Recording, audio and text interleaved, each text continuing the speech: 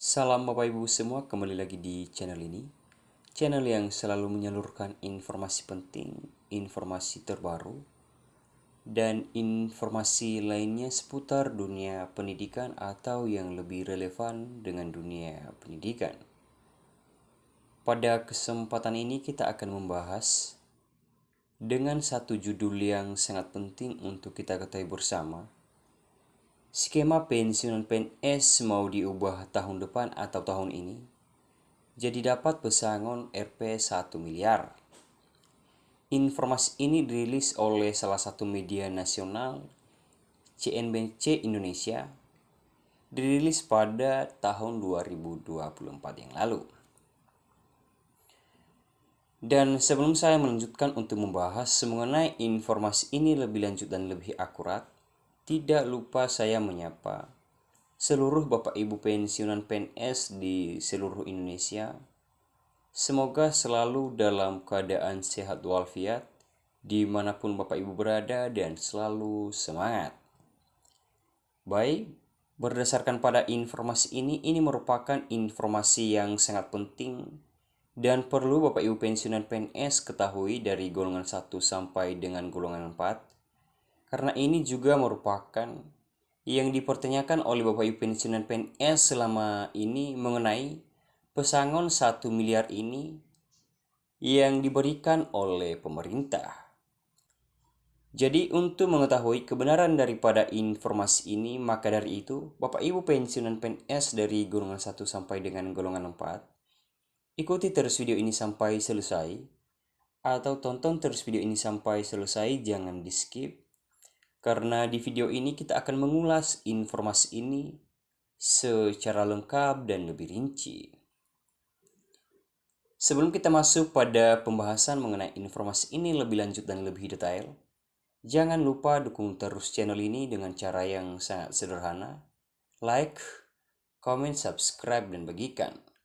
Nyalakan lonceng notifikasinya supaya Bapak Ibu semua dan Bapak Ibu pensiunan PNS di seluruh Indonesia tidak ketertinggalan informasi terbaru yang akan disalurkan di akun channel YouTube ini.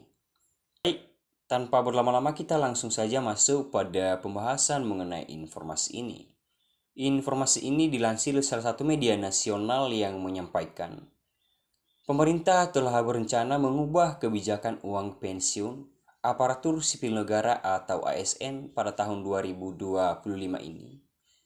Sebagaimana tertuang dalam kerangka ekonomi, marko dan pokok-pokok kebijakan atau singkat dengan KEM PPKF di tahun 2025 edisi pemutakhiran. Rencana ini pengubahan skema pensiun ASN termasuk PNS ini sebetulnya telah lama diagendakan pemerintah. Pada tahun 2021 misalnya, skema dana pensiunan PNS ini diubah dari yang selama ini menggunakan skema pay as you go menjadi fully funded. Skema fully funded dianggap sebagai membuat PNS mendapat dana pensiun hingga Rp 1 miliar, sebagaimana yang dikatakan oleh Menteri Pendayagunaan Aparatur Negara dan Reformasi Birokrasi Pan-RB yang kala itu masih menjabat oleh Tadjo Kumolo. Lanjut, pada akhir tahun 2024 yang lalu, Korps Pegawai Republik Indonesia atau Korpri bahkan telah meminta pemerintah untuk segera merealisasikan skema iuran pasti atau fully funded.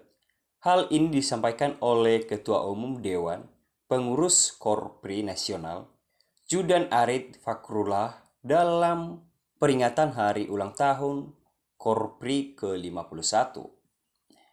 Lanjut, meski begitu, dalam KEM PPKF tahun 2025 ini, edisi pemutakhiran, belum juga disebutkan skema pensiunan apa yang akan digunakan dalam rancangan reformasi perlindungan hari tua bagi ASN.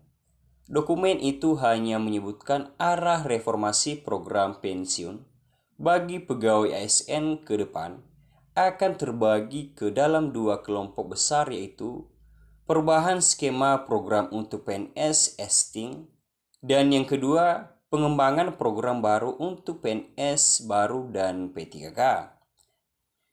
Garis besar desain reform yang menjadi prioritas pemerintah itu, pertama ialah memastikan tidak terdapat PNS existing yang mengalami penurunan manfaat pensiun.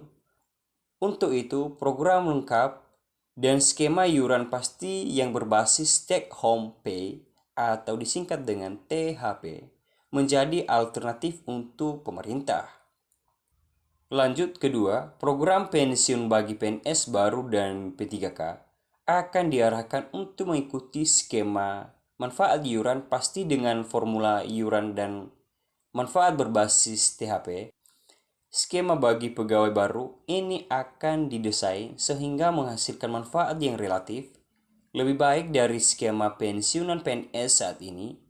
Penyesuaian skema dan besaran iuran berbasis THP baik untuk PNS existing maupun PNS baru dan P3K. Dan diharapkan mampu mendorong distribusi RR yang menjadi wajar antar jabatan. Dan hal yang ketiga yang menjadi dasar reformasi pensiunan PNS adalah desain baru yang harus memastikan terwujudnya kesinambungan program dan kesinambungan fiskal. Hal ini diperlukan untuk memastikan terdapat perbaikan manfaat bagi ASN dan tidak akan memberikan beban bagi generasi mendatang. Keempat, desain reformasi akan membagi beban pensiun antara pemerintah pusat dan pemerintah daerah. Hal ini juga sudah disesuaikan dengan prinsip bahwa pemberi kerja merupakan salah satu penanggung jawab dalam memberikan manfaat pensiun kepada ASN. Lanjut, perubahan besaran dan formula iuran serta perubahan skema dan formular manfaat akan diputuskan pemerintah dengan tetap mempertimbangkan kemampuan APBN dalam menandai, kemampuan ASN dalam mengiur, perbaikan manfaat, kesinambungan program, dan ketahanan fiskal baik masa kini maupun masa mendatang. Itu dikutip dari dokumen KEM PPKF. Lanjut, kebijakan reformasi pensiun ASN ini didasari adanya risiko penyelenggaraan program pensiun bagi para abdi negara.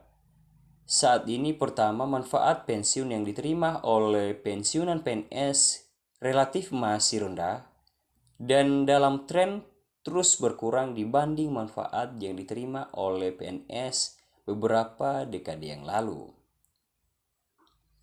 Dan kondisi ini tidak dilepas dari formula perhitungan iuran maupun manfaat dari skema pensiun saat ini yang berbasis pada gaji pokok dan semakin bertambahnya rasio tunjangan kinerja terhadap totalnya penghasilan PNS sebagai dikutip dari dokumen KEM PPKF.